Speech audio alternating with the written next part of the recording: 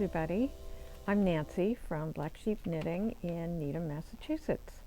It's a gorgeous fall day here, but it's a little warm. I think it's supposed to go up to 77. It's a summer day. But it's more of a summer day. Hopefully we'll be back with some crisp weather that will make people want to knit, because that's what we're all about. I wanted to show some new samples that we have in the shop that I thought were kind of fun. This is and it's called the Pressed Flowers Cowl. So a lot of you have seen pressed flowers they have a shawl, and there's a pullover and a vest, and I think a cardigan. So this, if you like this isn't as much of an investment in time, but it still has the pressed flowers, and it's really pretty how the flowers are set farther apart, and then down here they're closer. So around your neck it'll be really fun to wear. So I thought I'd show some options and what this is made in, and it is the Monos Marla with the Monos Sammy, and these are the two colorways for this are, this is denim, this one, which has the pinks in it. Sorry, this label fell off. So it's this colorway, which a lot of other colors would go with, and this, which is peonies. I also chose, there's some noise outside, I don't know what it is. I chose these two, which I thought were really pretty. This one's called Verbena, and that's in the Marla. And Sammy, this is Spirulina.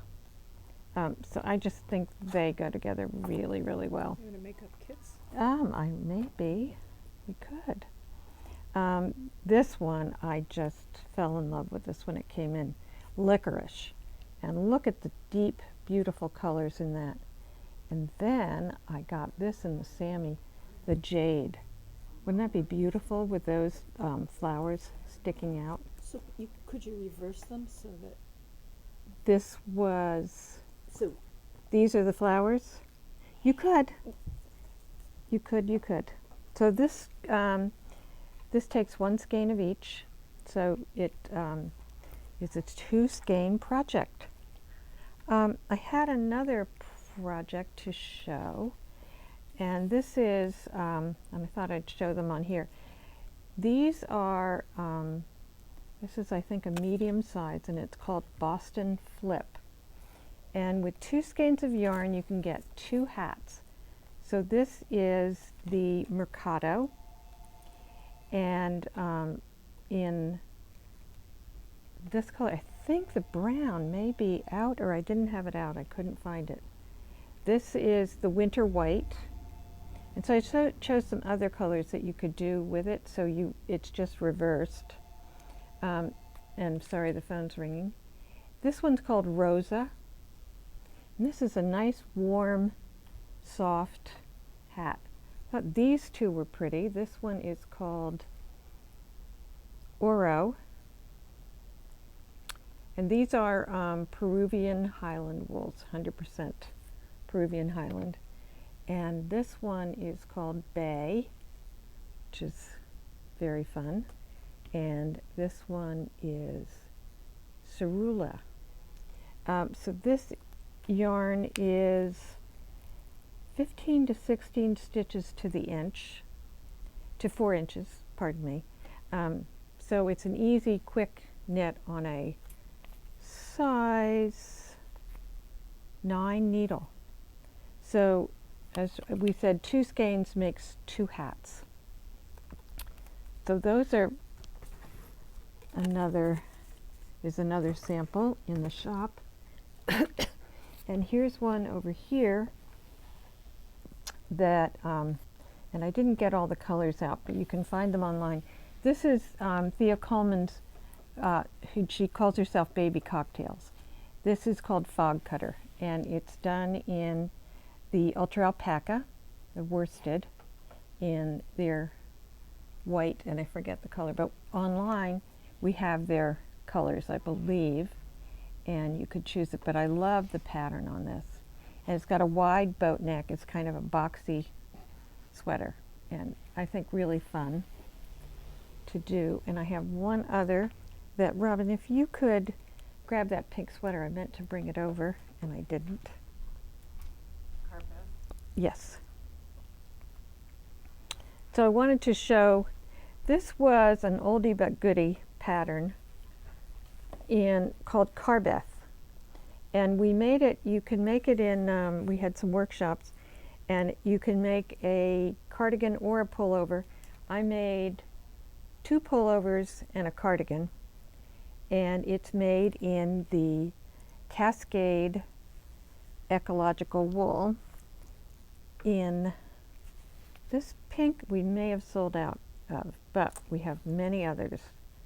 This is called Ecru, and we have, let's see, lots of colors. This is the Echo, this one is Echo Plus, which I think this, as I've shown this before, it's undyed.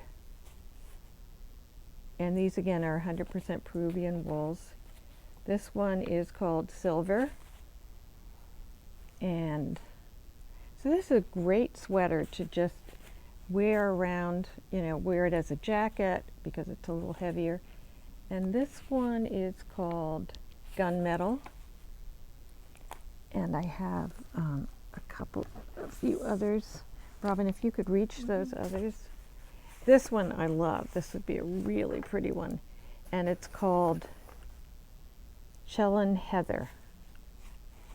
And we have, so this is, I found this to be a really quick knit, because it was, if I made 3 of them, had to be went pretty fast. And you're on a bigger needle. This is a size 9 to 10. I think I did mine on a 10. This one's called Cloud Heather. It's sort of a blue, I don't know if you can see it in this light, but it's a really pretty icy blue. This one, did I just show this? No, it's called Jet. So it's more, it's not a pure black, it's a little bit heathered, I would call it. And we have Campfire Heather. This is the Echo Plus. So I think the Echo Plus must be heathered. I think that's the difference between the ecological wool and this is undyed, that one. So this one is the Campfire Heather. Beautiful, reddish with orangey tones. It's up more on the orangey side. And this one, these labels do not fare well in here. This is called Shire. I have to say that would be my favorite, I think. This one is green with gold tones running through it. So those are what I would recommend for the, and this sweater, the Carbeth, is designed by Kate Davies, and it has this detail in the back, and in the front this is an I-cord that runs down and makes, so you don't have to make buttonholes. Kind of clever. I'm doing another one of her sweaters that has the exact same thing. So I recommend it. It's fun and it goes quickly. It's just very simple. There's But also a pullover version of you can this. do the pullover like I did. All right. Today I wanted to talk about color. And if any of you have studied art, you know that there is a color wheel, and I have a copy of a color wheel. And on here, the primary colors, which we call primaries, which the mix of those can make any color you want. You know, if you add white or black, of course, you get a lighter tone or darker tone or shade. But I wanted to show you the 3 main colors are red, blue, and yellow. And then the secondary, so these are the primaries. The secondaries are what you get when you mix yellow and blue, you get green. When you mix yellow and orange, yellow and red, you get orange. And when you mix blue and red, you get this kind of, I think it's supposed to be a purple but I don't, you know, who knows what they're, because I have another color wheel, and the printer on this one made the red and blue into this purple. So this has more blue in it, and this one, these are, what do we call those, tertiary colors? I forget. In any case, that's not important. But you can see how these colors mixed together make, you know, this green and this blue make this blue probably with a little lighter white in it. The colors that are opposite each other on the color wheel are called complementary colors. So, and they tend to be, they don't always go together, but sometimes they do. So green, red's complement is green, right across the color wheel. Blue's complement is orange, and yellow's complement should be purple over here. This just isn't a good color, but that's the purple. So I'm showing you these because if you want colors that kind of meld together, what you would want to do is get colors that are analogous. And we call, like, these are analogous colors, right here. And these three would be analogous because they're all have the same color in them, and here and here. So if you want colors to blend, I picked out my yellow, blue, and red together. So if I took, and these are going to be my secondary colors, the green, the purple, and the orange, which I showed you on the color wheel. So suppose I want something to really pop. So you might take a complementary color and put it together. Now you can have different shades of these, but you can think about what would make, if you're doing color work or you want to do stripes or something, you want to find something that's the opposite color. Now you can obviously do white or light blue, but if you wanted something pops, you can try something like this. Or how about orange and green popping? You know, suppose you have a green sweater and you want to put a little bit of something to pop. So you can think about its contrasting color. And or these two, purple and yellow. Now I'm doing these are vintage colors, but you can think about, so if you wanted something to really pop, you might think about what you would put in. Maybe that wouldn't pop. You know, it's just too close. This is too close. So you want something, you know, on this scale or in this range. Now, obviously, you would maybe not do these two colors together, although as I look at them, I think they're kind of fun. Or you can get colors that are analogous, that are close to each other, which could be, if you think about this, it could be a pink. So pink has some red and a little bit of blue, might have a little blue in it, but red maybe and a little white. You could, you know, do shades of this purple, which would be really, really pretty, or shades of this red with maybe a little purple in it. So you can find, like, suppose you find your favorite color and you want to do stripes or color work. So you wouldn't necessarily look for something that's exactly like this. I don't know if I'm confusing everybody with this, but if you want colors that pop together, look for something that's opposite of it, like that. So that's kind of how I think about color. I also think about how unexpected colors, unexpected things can go together. Like, what if I took these? Well, that might be a lot of fun together. Another one that you wouldn't think of, but I just looked at this. Isn't that pretty together? Now you wouldn't think of that a gold, whatever this is, what's it called? Aura. You might not think of those going together, but I could tell you if you made like a big bold stripes of these two together, would be gorgeous. What about that? So you can think about, or just you can do something with white, but you can put colors. Those are kind of in the same range. If I see some orangey, there's some orange tones in here. So you can be funky. It's not, there's no rule about what you can put together.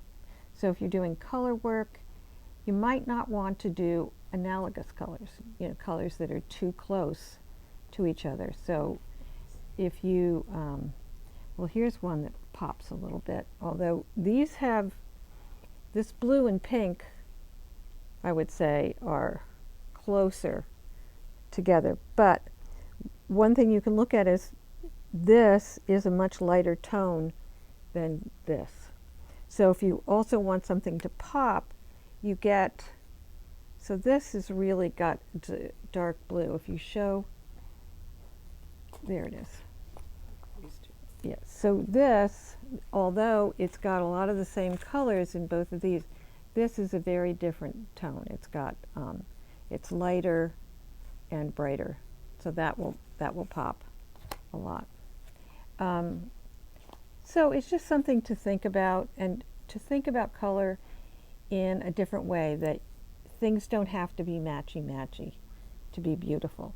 You can do, if you want to hand me that turquoise one, so what if you put that with this?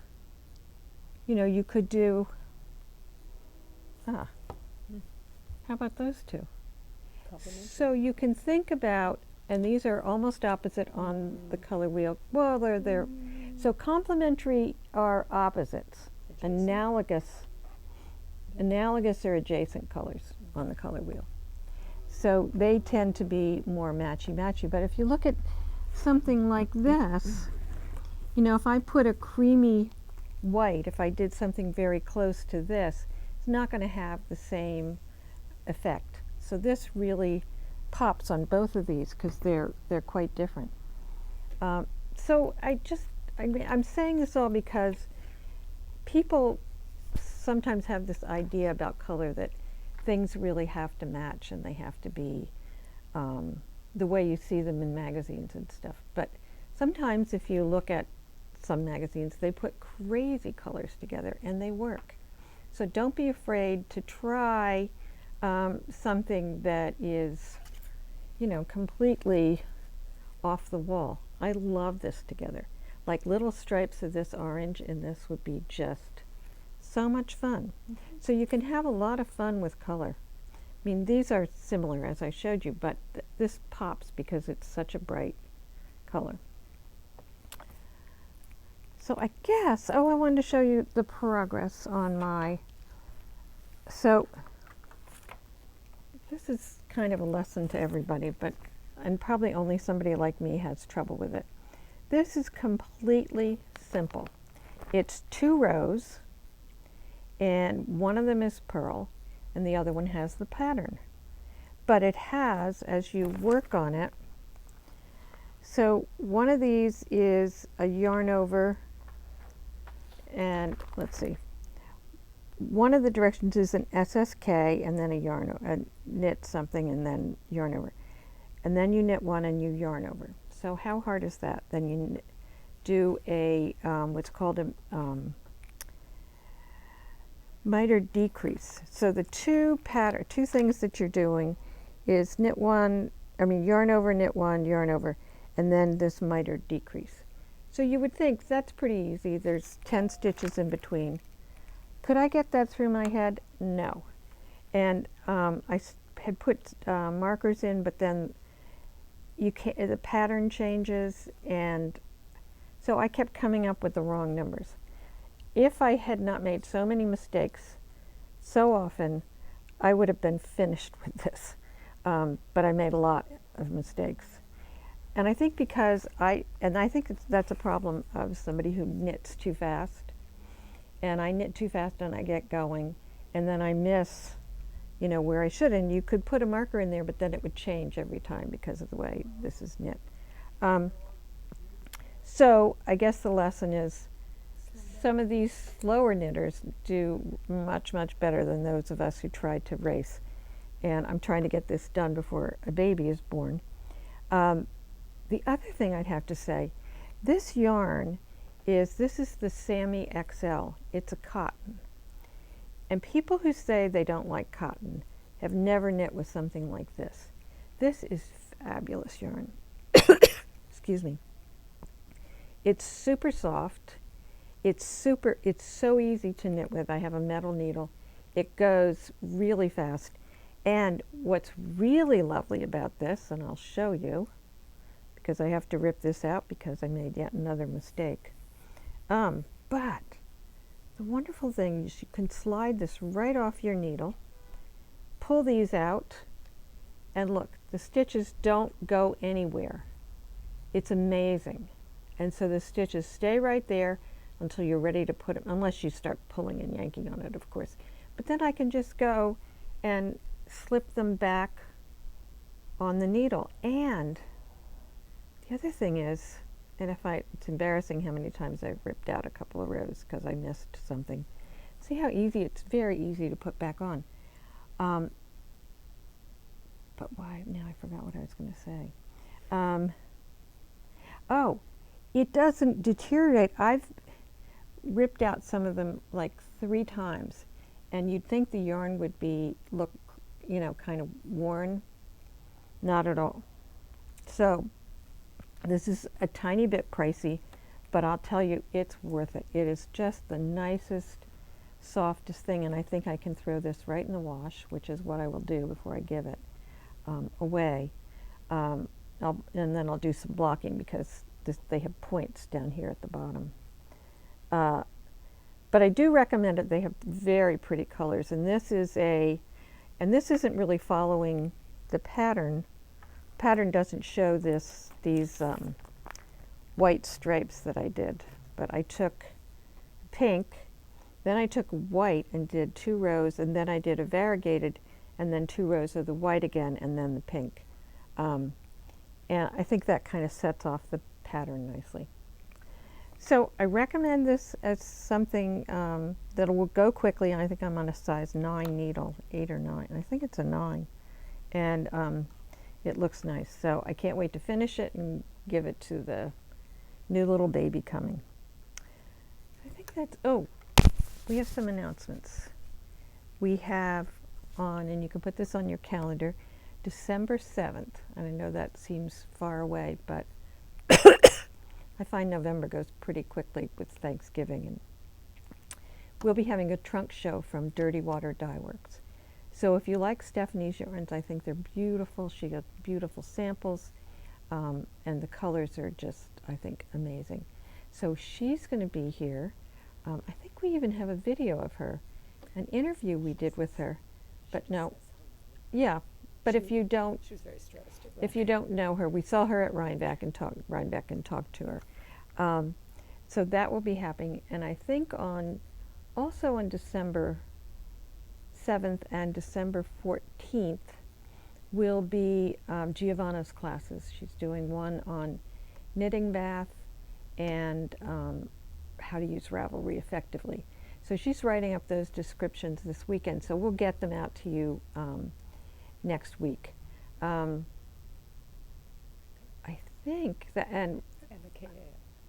we're starting again, or we started last week, the KAL for the Ruuno sweater, Ruuno, made in lawn alpaca. Ran out, people loved it so much that we ran out of colors, so I ordered yesterday more colors. I've ordered more red and gray and I think pale blue, and the ones we'd run out of. So we showed, I think last week, the cowl, the one skein cowl. We also showed several weeks ago the hat and the sweater, and some people are making the sweater in a pullover rather than, so you can contact, I can't remember the name of the sweater. The pullover? Yeah, Giavanna's doing it, but I cannot remember. It'll be on this. We'll try to, we'll put it on the video. So I think that's it. Look for the descriptions for those 2 classes. And I think we'll have more things coming up as we get closer to the holidays. And that's it, I think. I hope you have a great week of knitting. I think I have Saturday off. And I plan on doing a lot of knitting on Saturday. So I really want to catch up. And I love watching college football, which is kind of crazy. But that's probably what I'll do on Saturday, enjoy myself. So come in. The KAL's on Saturday, 3 to 5. And then we have our knit-along on Friday afternoon from 3 to 5. And I'll be here. If you have something, you need some help with something, feel free to come in. So I hope you have a great week. Take care, and thanks for watching. Bye.